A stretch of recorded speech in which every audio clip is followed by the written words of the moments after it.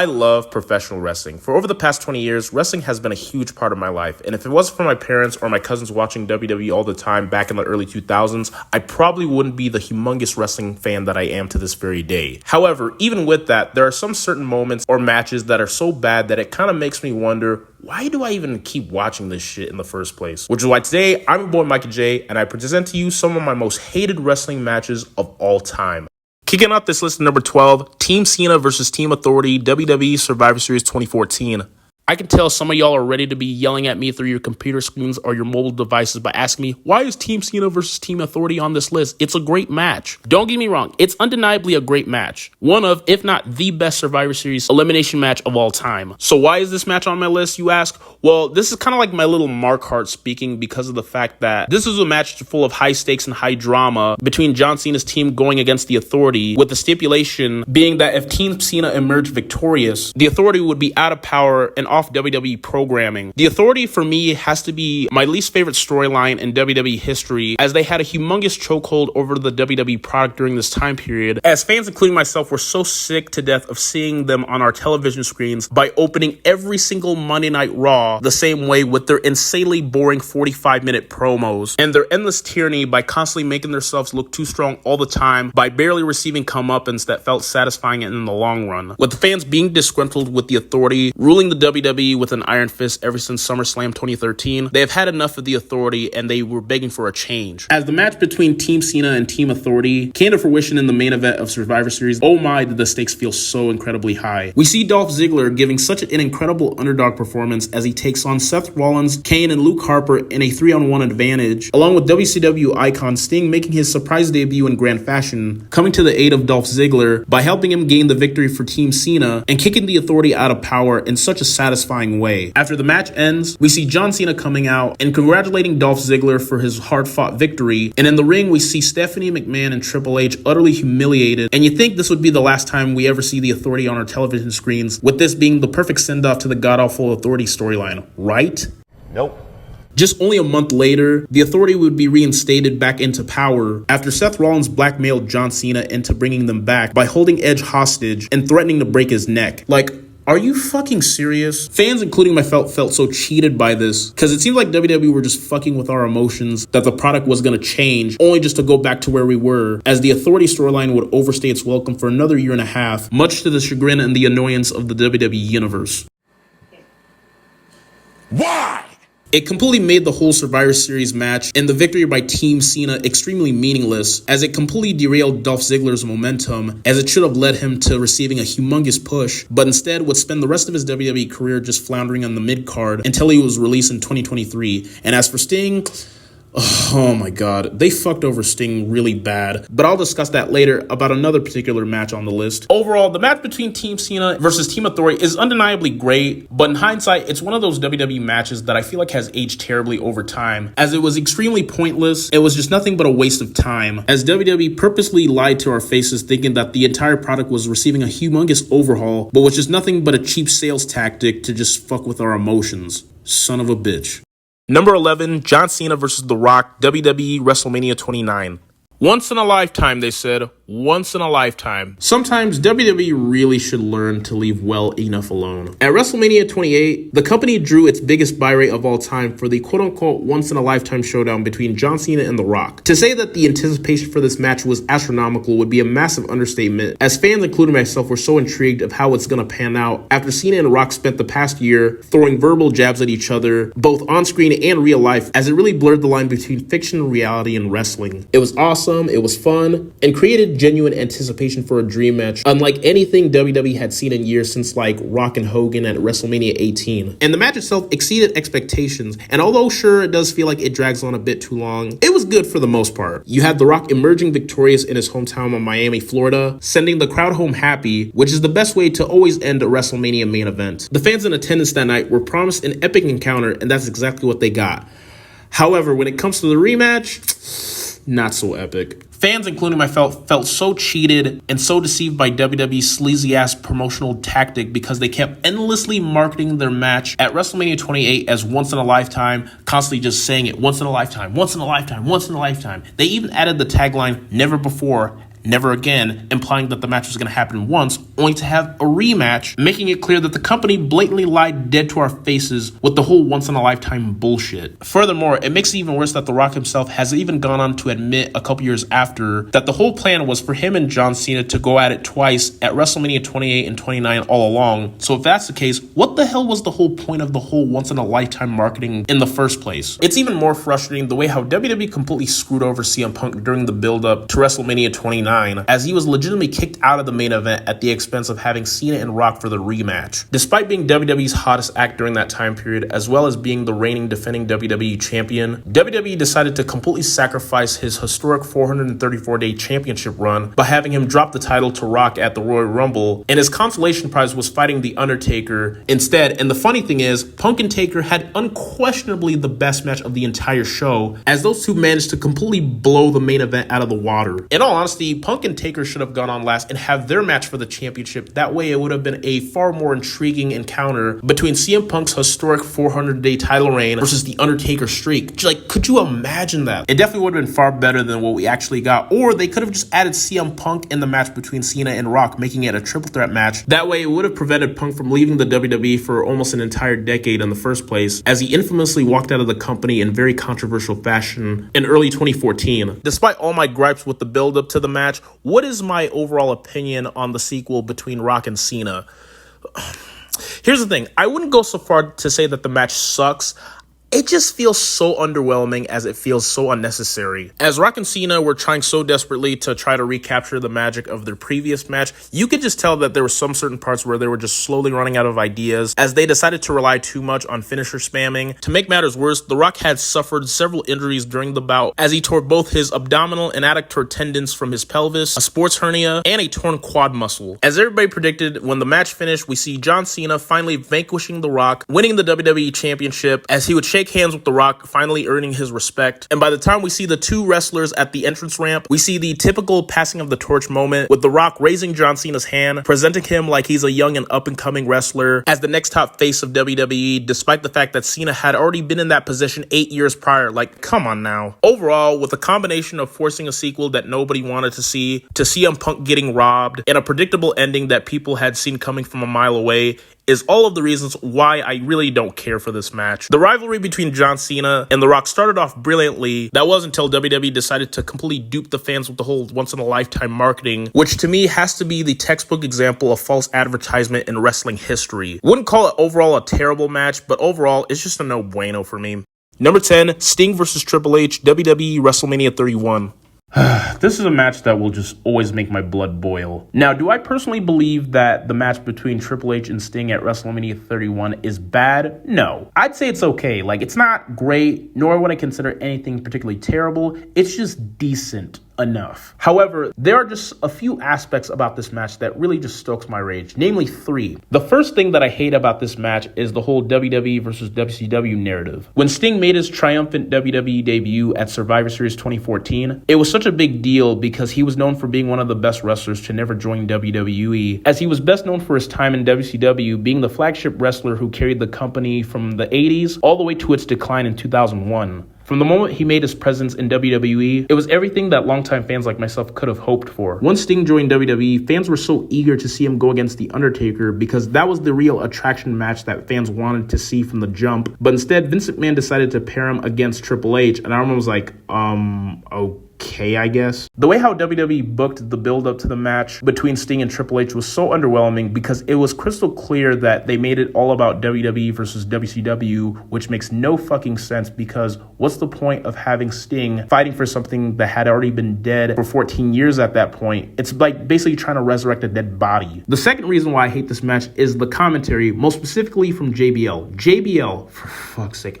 JBL is just absolutely insufferable on commentary as he spends 90% of the match completely just dogpiling on Sting while glazing Triple H, which indicated that Vince McMahon clearly were in the commentators' ears and told them to just completely bury Sting throughout the remainder. And I'm just like, dude, shut the fuck up. We get it. And number 3, and this is the one thing I absolutely hate about this match, is the fact that they made Triple H go over Sting in his first match at WrestleMania. Like,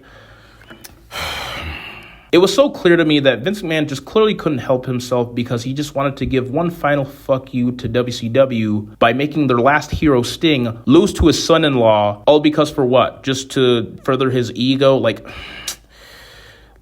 Vince, you won the war. There was no need for this. It's like, why bring in a WCW icon, treating him like a big deal, only to lose in his first match at WrestleMania? Like, oh my god, I am just getting so heated talking about this. Not to mention the fact that the match featured interferences from D-Generation X, as well as the NWO, who decided to help out Sting, which made no fucking sense considering the fact that Sting fought against the NWO for years in the late 90s in WCW, and all of a sudden they're helping him out. Like, what? It makes this match all the more frustrating with JBL, yet again, with his annoying commentary, constantly bragging about Triple H's victory, like, yay, we won 2 wars. It's like, oh, okay, at that point, dude, you're just really pushing it. Please shut the fuck up. For me personally, that was like a microcosm of Vince McMahon making it abundantly clear to the fans in attendance at WrestleMania 31 that WWE was and will always be superior to WCW. Furthermore, to add more fuel to the fire, there had been several reports that the reason why all of this was done was to set up Triple H and Stephanie McMahon versus The Rock and Ronda Rousey at WrestleMania 32, as they made it clear after watching that incredibly long segment with Stephanie, Triple H, The Rock, and Ronda Rousey making her surprise appearance, setting up the rumored mixed tag match at WrestleMania 32. But unfortunately, that would never happen. So Vince McMahon decided to completely hype up Sting's debut in WWE, only for him to lose to Triple H, just to set up a match for him at next year's WrestleMania that never happened. Fucking hell. Number 9, Bayley versus Alexa Bliss, WWE Extreme Rules 2017. Oh my god. If you're looking for a wrestling match on how to kill off the momentum of a popular babyface, then look no further than the god-awful kendo stick on a pole match between Bayley versus Alexa Bliss at Extreme Rules 2017. In NXT, Bayley became one of the most over babyfaces, and after having back-to-back incredible matches with Sasha Banks at NXT TakeOver Brooklyn and NXT TakeOver Respect, she was solidified as a megastar and became one of the top faces of the brand. When she arrived on the main roster, fans were so eager to see how things would turn out for her, and at first, it wasn't too bad. She would become the Raw Women's Champion after defeating Charlotte Flair on an episode on Monday Night Raw, and would even successfully retain the title at WrestleMania. However, once she entered a feud with Alexa Bliss, is where things slowly started to go downhill for Bayley. Throughout this god-awful feud, it seems like WWE were on a mission to do everything they can to make Bayley look like a total loser, and my oh my did they succeed at doing that, as she would immediately lose the Raw Women's title to Alexa Bliss in her hometown of San Jose, California at Payback 2017, but by the next pay-per-view at Extreme Rules is where things just went from bad to just being absolutely terrible. I mean, the match itself was already bad enough considering the fact that it only lasted 5 pissing minutes with the incredibly stupid kendo stick on a pole stipulation, but the way how WWE booked Bayley in this match made it even 10 times worse. I feel like the company really could have had the chance to tell a great story with this match about Bayley finally unleashing her viciousness on Alexa Bliss, as she was utterly humiliated by her on a weekly basis, but instead they decided to make Bayley look like a colossal dumbass by being afraid to use a kendo stick, which is stupid considering the fact that WWE were the ones that made Bayley come up with the idea of the fucking match in the first place. Anyways, with Bayley looking extremely conflicted about using the fucking kendo stick, this allows Alexa Bliss to seize control of the match by repeatedly whacking Bayley with the kendo stick before hitting the DDT and scoring the pinfall victory, and just like that, Bayley's babyface push was completely destroyed.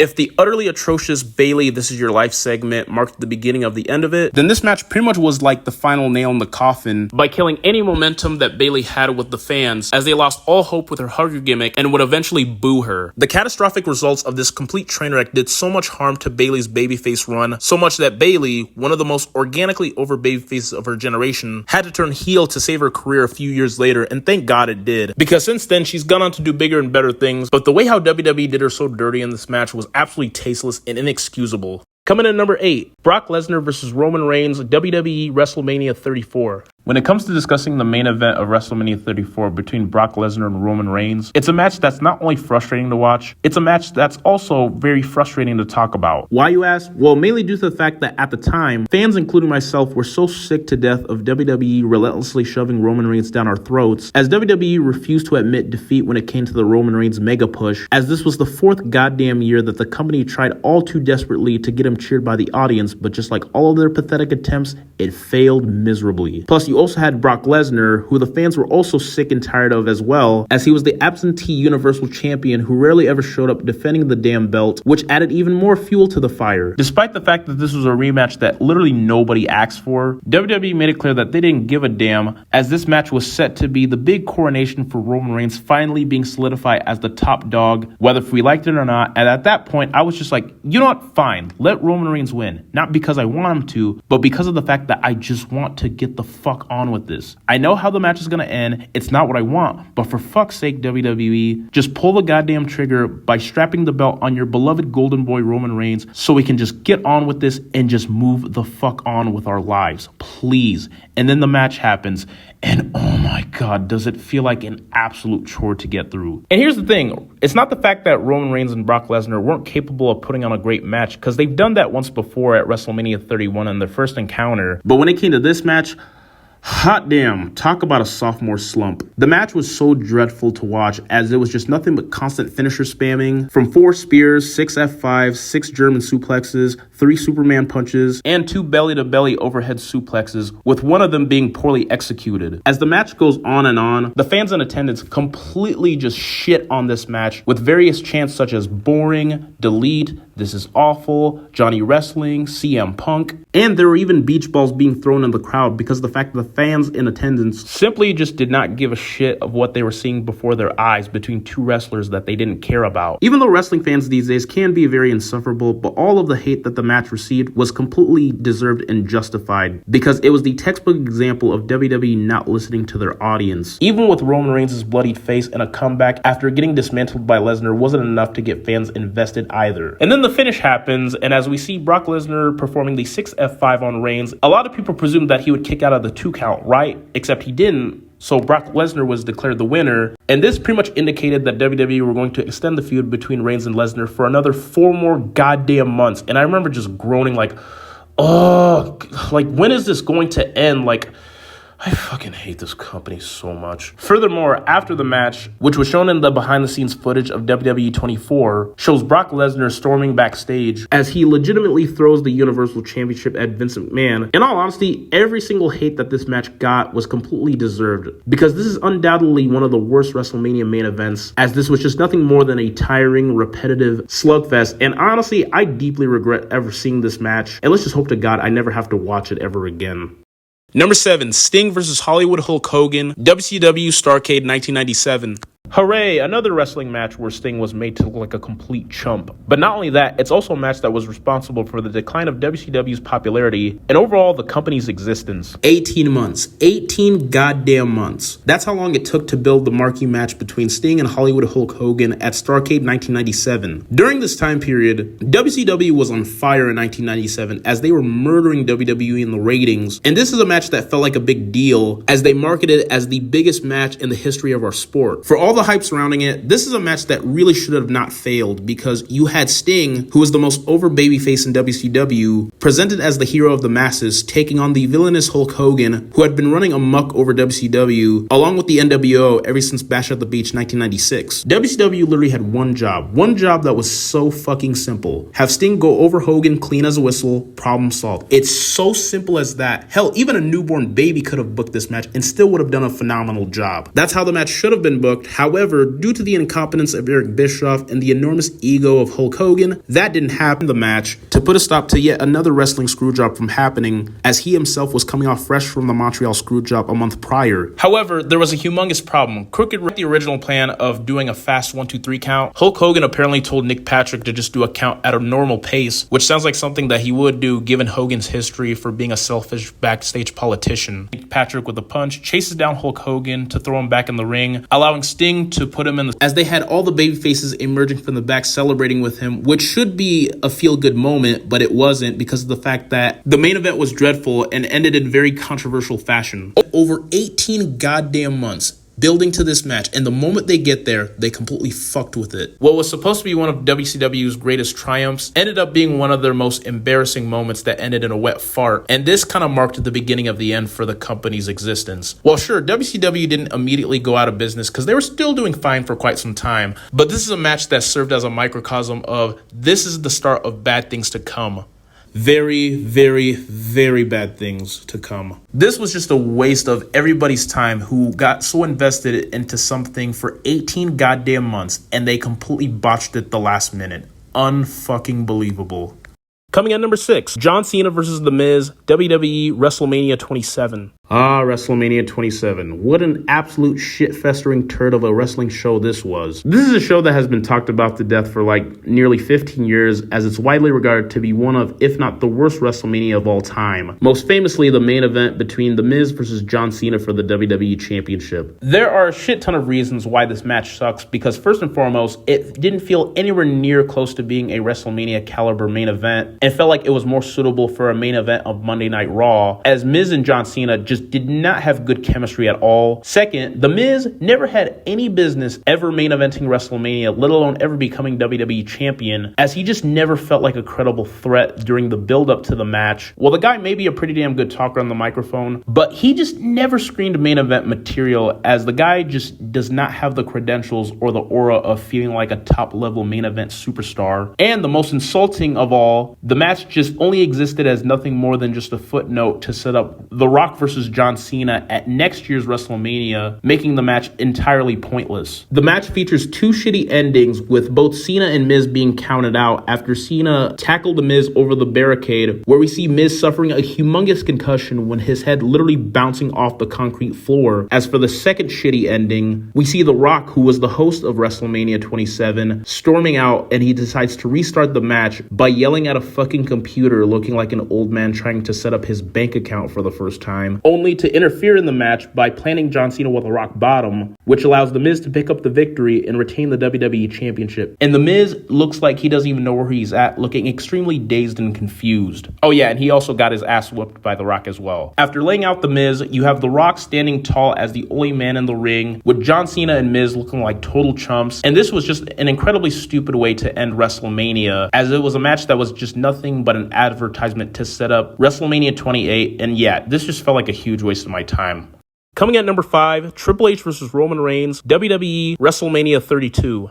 If The Miz versus John Cena at WrestleMania 27 is the most pointless Mania main event of all time, and if Brock Lesnar versus Roman Reigns at WrestleMania 34 is the most frustrating Mania main event of all time, then the worst Mania main event of all time is unquestionably Triple H versus Roman Reigns at WrestleMania 32 for the WWE Championship. Why? When you have a match that nobody asked for and an end result to a match that nobody asked for, then you pretty much have a recipe for disaster. I remember watching this match live, and I literally had to struggle to keep myself awake because, oh my god, the match is egregiously fucking boring, as the match dragged on for 27 agonizing minutes. Not to mention the fact that the chemistry between Triple H and Roman Reigns was dreadful, as the two never gelled at all. And honestly, the only memorable spot of this match was Stephanie McMahon getting speared by Reigns, which was pretty satisfying to see. But even with that, it does not justify the fact that this match sucked.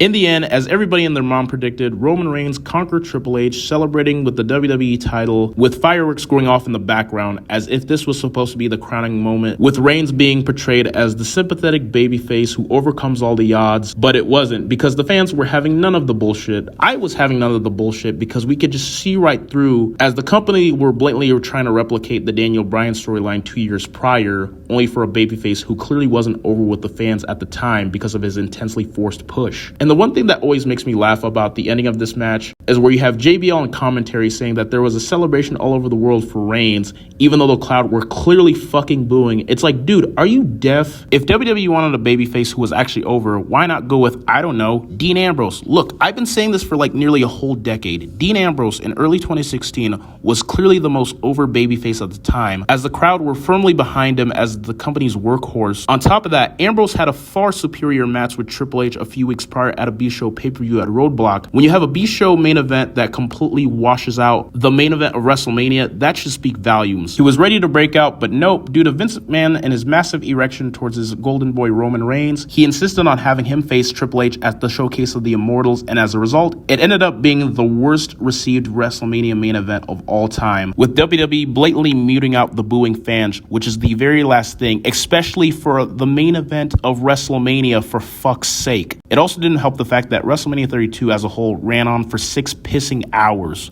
Talk about setting yourself up for disappointment. Coming at number 4, Michael Cole versus Jerry Lawler, WWE WrestleMania 27. Oh, fuck me. This is just the worst match ever. Yeah, if I was going to talk about the shitty WrestleMania 27 main event, I unfortunately had to include what was objectively the shittiest match on the show. Michael Cole versus Jerry Lawler at WrestleMania 27 is undeniably the worst WrestleMania match of all time. This is a match that never had any business happening, let alone at a WrestleMania. But the question is, what was the story behind the match? Well, Michael Cole, a few months prior, had turned heel and instantly became the worst thing about the WWE product at the time, as he was so insufferable both from a commentary standpoint and character standpoint, as he was on your television screen all the fucking time. He cost Jerry Lawler the WWE Championship not once but twice, and after being at each other's throats for months, the tension between the two finally came to fruition at WrestleMania, as the two would take 14 goddamn minutes of my life and just losing so many brain cells. Even Stone Cold Steve Austin's involvement in the match as the special guest referee couldn't save it from being the absolute shitfest that it was, as this was one of the worst uses of Steve Austin. But hey, on the bright side, at least the fans in attendance got what they wanted by having Jerry Lawler pick up the victory over Michael Cole, and everybody's happy, right? Nope. For some stupid ass reason, WWE decided to pull the rug from underneath us by having the fucking Raw anonymous general manager reverse the decision by awarding the match to Michael Cole, ending in a very dusty finish. What a load of old bullshit this was, as this not only was a slap to the face to Jerry Lawler, but most importantly to the fans in attendance who paid money to see this crap. It also didn't help the fact that WWE managed to extend the god-awful feud between Michael Cole and Jerry Lawler for 2 more aggravating months and completely just sucking the life out of the WWE universe. My God, what a dark time that was. Coming at number 3, pretty much every single Jinder Mahal WWE Championship match. Oh, fucking hell, this wretched championship run. If you were to ask me which wrestler had the most shittiest world title reign in the history of the business, it is unquestionably Jinder Mahal by a country mile. Even to this very day, it is so beyond me that WWE had the nerve and the audacity to strap world championship on a wrestler like Jinder Mahal, a guy who wasn't a mid-carder, a glorified jobber. On top of that, it is so ridiculous that you have fans on the internet who have been going on this campaign that Jinder Mahal's reign in 2017 wasn't actually that bad. Like, are y'all okay? Did y'all hit your head? Like, what? You even have some people out there who have gone on further saying that Jinder's run with the belt was actually pretty good and that it was way better than Cody Rhodes' run with the belt. Okay, at that point, y'all are just reaching like a motherfucker with that asinine statement. Like, get the fuck out of here with that shit. How the fuck was Jinder Mahal a good WWE champion when every single pay-per-view match he had was so formulaic and so predictable? A slow-paced match that feels like it just drags on for an eternity, and Jinder Mahal looking extremely weak compared to his opponent by only needing help with the Singh brothers interfering, and for Jinder to capitalize off the distraction by hitting his finisher, the Collapse, on his opponent. 1, 2, 3, that's it. Not only did Jinder Mahal prove that he was very incapable of putting on main event top tier quality matches, not only did he prove that he wasn't world championship material, but most importantly, it proved that Jinder Mahal never had any business ever even sniffing the main event scene because of the fact that he's a terrible in-ring performer. But yet people out there have been trying to convince me, oh, Jinder run wasn't that bad, it was actually underrated. Don't you hinder Jinder. Shut the fuck up with that shit. Shut the fuck up. People can make all the bullshit excuses all they want, but Jinder Mahal was a terrible WWE champion, and no amount of nostalgia can ever change that. End of story. End of discussion. For my runner-up at number 2, the 2015 Royal Rumble match, WWE Royal Rumble 2015. Fuck's sake. Do I really have to talk about the 2015 Royal Rumble? Do I really have to? You're not fine. Let's just get this over with, because this is a match that has been talked about to death, so I'm going to try my best to keep this brief. The 2015 Royal Rumble bout is a match that's remembered for all the wrong reasons, as it not only showcased Vince McMahon's tone-deaf booking, but also his stubbornness, as this was like a match that was Vince McMahon telling the entire audience and to all the people watching at home to go fuck off by delivering a humongous middle finger and spitting in all of our faces. This is widely considered to be the worst Royal Rumble ever. Why, you ask? Well, I could put this in a lot of fancy terms, but it was just so poorly constructed from start to finish, as it not only features some of the most anger-inducing booking in the history of WWE, but also some of the worst moments in wrestling in general. Fans' outrage for this match was so overwhelmingly negative and so severe that they took to social media to voice their displeasure with the infamous hashtag #CancelWWE which trended worldwide on Twitter. Why is this match so hated, you ask? Well, it's because of the fact that they clearly wanted Daniel Bryan to win. As he made his entrance at the number 10 spot, he received a humongous pop from the crowd as they were so eager for him to win this match because after all, the story was right there. The beloved babyface who comes back from a career-threatening injury, who is bound to recapture the magic from the previous year as it was all set up for a really compelling redemption angle for Daniel Bryan to win the Rumble match, go on and face Brock Lesnar, and reclaim the WWE Championship that he never physically lost. And after not even being featured in the Rumble match the previous year, you think WWE would learn their lesson by letting him win this match, right? Nope. Instead, Daniel Bryan was eliminated by Bray Wyatt after not even lasting 10 minutes in the match, and from there, all hope and faith was completely lost as the match just completely falls off a cliff. This is fucking bullshit, okay? These fucking assholes, these fucking assholes! The fuck is their problem, man? And to make matters worse, you have Goldust who's about to enter the match, and the first thing you see on the Titantron is Shattered Dreams. One-man gang eliminated 6 people in the first ever Royal Rumble. And at that point, WWE was just rubbing salt in the wound. As soon as Daniel Bryan was eliminated, the fans were livid and they started booing really loudly. And this is just where everything just goes to shit. As the booking of the Rumble match got progressively worse, the more the fans got angrier and angrier. And once Roman Reigns entered the match at number 19, the fans booed even louder because it was very crystal clear that he was winning the match. And the funny thing about this match is that they decided to have Kane and the Big Show, 2 WWE veterans who were way past their prime, dominating a majority of the match, eliminating fan favorites like Dean Ambrose and Dolph Ziggler, all to make way for Roman Reigns receiving his huge coronation as the company's next top babyface, as the company were portraying him as the John Cena 2.0. Knowing that the crowd were not going to be happy with this result, WWE sent out one of Roman Reigns' relatives, The Rock, thinking that he was going to help get Roman Reigns cheered, but it completely backfired because he also got booed as well, as this was the epitome of bad nepotism, and it also wasn't a good look for Roman Reigns, who was supposed to be the company's next top babyface, getting help from somebody who wasn't a participant in the match. And in the end, after eliminating Big Show, Kane, and Rusev, Roman Reigns was declared the winner and receiving an endorsement from The Rock by raising his hand. You have Boo the Musical starring Roman Reigns and The Rock, and pretty much if you look at The Rock's face at the ending of the match, it pretty much says it all, as he gave that type of I just shit the bed type of look, having some really bad memories during his Rocky Maivia days. With a combination of god-awful booking and fan dismissal, it resulted to being undeniably the worst Rumble match ever. The match was nothing more than a disastrous clusterfuck that would unfortunately kickstart the never-ending babyface push of Roman Reigns.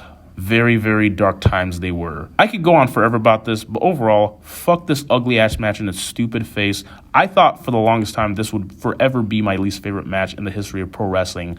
That was until... And coming in last and most very least, at number 1, Seth Rollins versus The Fiend, WWE Hell in a Cell 2019.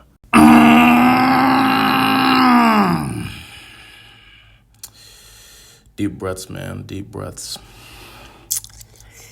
For somebody like me who's been a humongous lover of pro wrestling for like the past 20 years or so, never could I ever imagine myself hating a match so much that it almost completely killed my interest of ever watching professional wrestling. For the longest time, I truly believed that the 2015 Royal Rumble match was forever going to be my least favorite match of all time, until I watched the 2019 Hell in a Cell match between The Fiend Bray Wyatt and Universal Champion Seth Rollins. Where do I even begin with this? Like seriously, where do I even begin to describe this utter atrocity of a match? I mean, there are already a number of criticisms about it, including the red lighting, which made it hard for fans to see in attendance. But mainly, it's just the booking of this match is what made it an absolute travesty. The saddest thing about it is, it was just so simple for WWE to book because you had Bray Wyatt becoming the hottest thing in all of WWE during this time period, especially with the Fiend character, going against the Universal Champion Seth Rollins, whose title run had run out of steam, and despite being portrayed as a babyface, the fans had grown tired of Rollins after spending the past few months prior constantly making an ass out of himself with his Twitter antics by becoming one of the most unlikable personalities in the business during that time. This was a glorious opportunity for The Fiend to wrestle the Universal Championship from Rollins and build on his momentum, and after years of Bray Wyatt's career going through many ups and downs, you think WWE would make the right decision by strapping the belt on him this night, right?